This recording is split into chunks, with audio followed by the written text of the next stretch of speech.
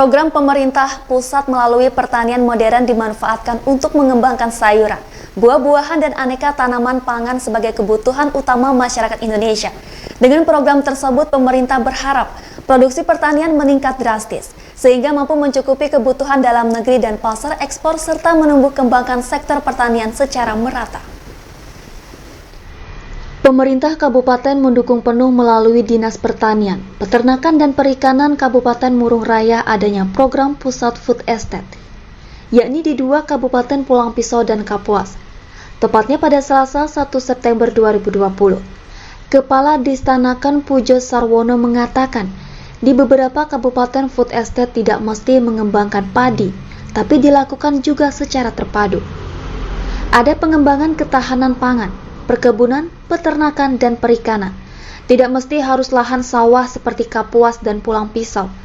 Di lahan kering sesuai kondisinya, pemerintah juga mengembangkan program untuk ketahanan pangan.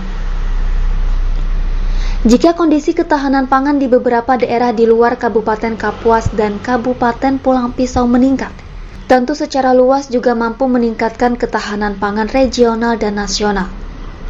Lebih-lebih lagi dengan ditetapkannya Kalimantan Timur sebagai ibu kota negara, maka wilayah Murung Raya juga ikut berpartisipasi menyiapkan bahan-bahan pangan atau bahan-bahan lainnya untuk menyokong kebutuhan calon ibu kota negara.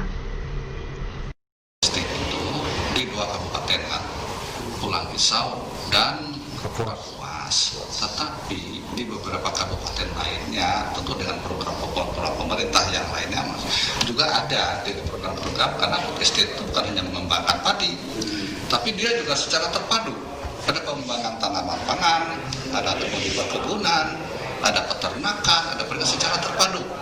Jadi tidak mesti harus lahan sawah seperti di Kapuas.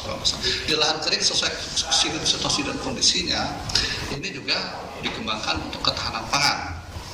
Jadi dengan kondisi ketahanan pangan di beberapa daerah kayak tempat di luar Pulang Pisau dan Kapuas tadi meningkat, tentu juga akan secara lebih luas lagi meningkatkan ketahanan pangan regional dan nasional.